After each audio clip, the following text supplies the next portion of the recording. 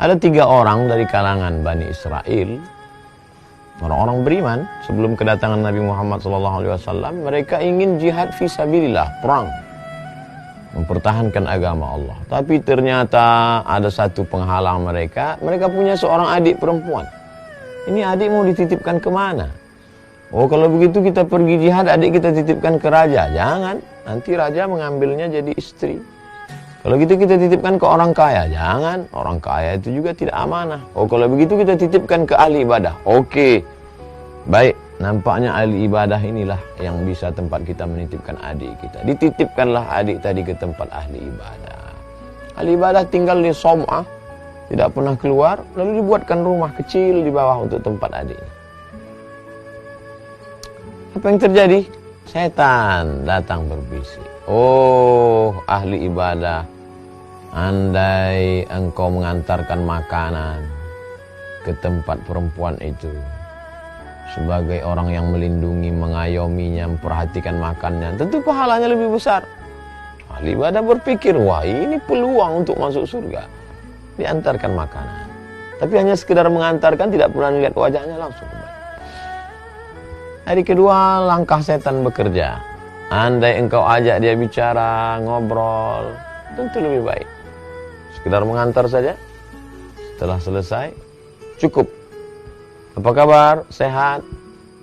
Baik. Sehingga dia merasa nyaman, adem, ayem, tentram. Akhirnya mulai bekerja.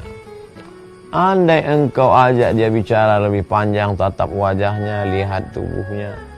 Akhirnya dari mulai makan, ngobrol, cerita, terjadilah apa yang terjadi. Betapa setan bekerja. Dia tidak pernah mengajak langsung ke inti perbuatan, tapi step by step, langkah demi langkah, khutuwat, langkah-langkah setan. Sampai pada akhirnya anak gadis yang dititipkan oleh 3 orang kakak pejuang mujahid fisabilillah tadi, na'udzubillah, dalam keadaan hamil. Bagaimana ini nanti kalau anak lahir? Bagaimana nanti kalau semakin membesar? Bagaimana nanti kalau masyarakat tahu? Bagaimana nanti? Akhirnya setan berbisik, kalau begitu bunuh saja dia. Dia ambil batu besar, dia timpakan ke kepala perempuan tadi. 1 kali timpa, mati. Meninggal dunia. Setelah itu dia kuburkan di pintu belakang tempat ibadah. Maka 3 orang kakak yang malang tadi pun pulang dari jihad fisabilillah, begitu senangnya karena sudah menolong agama Allah. Dan dia tanya, mana adik kami wahai ahli ibadah? Adikmu tiba-tiba saja meninggal dunia karena ada wabah penyakit dan dia sudah mati. Meninggal dia, iya. Tapi rupanya setan bekerja.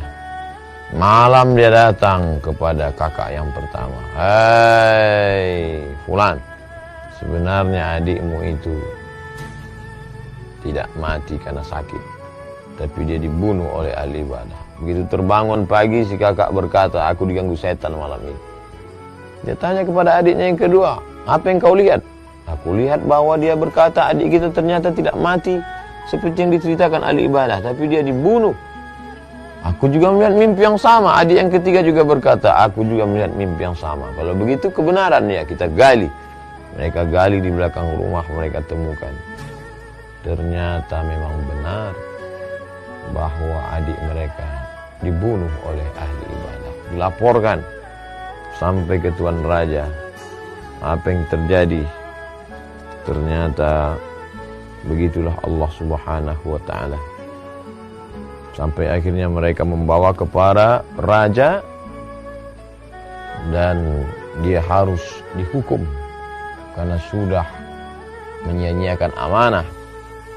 Sudah selama ini dianggap orang yang baik, dianggap orang yang dekat dengan Allah Subhanahu wa ta'ala. Lalu kemudian apa yang terjadi?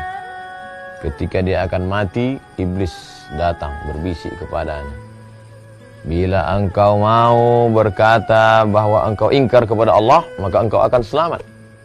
Lihatlah bagaimana jahatnya iblis. Sampai pada saat detik-detik menjelang kematian, saat terikat, dia tetap juga akan menggoda. Padahal ini orang sudah kena hukuman. Bila engkau mau mengingkari Allah, maka engkau akan selamat. Dan pada saat terikat itulah dia berkata, aku ingkar kepada Allah. Mati dalam keadaan ingkar, kafir.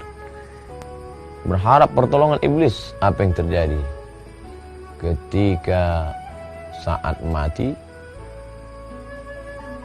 dan kemudian mati dalam keadaan su'ul khatimah, disitulah tidak ada yang bisa menolongnya. Dan iblis yang menjanjikan itu pun sebenarnya hanyalah kata-kata dusta, palsu belaka. Apa pelajaran yang dapat kita ambil? Mari kita senantiasa waspada. La tattabi'u khutuwatis syaitan. Jangan ikuti langkah-langkah setan. Karena dia selalu merayu, menggoda, sampai pada puncak saat kita akan mati pun dia akan datang berkata, kalau kamu mau ingkar kepada Allah, aku akan tolong engkau.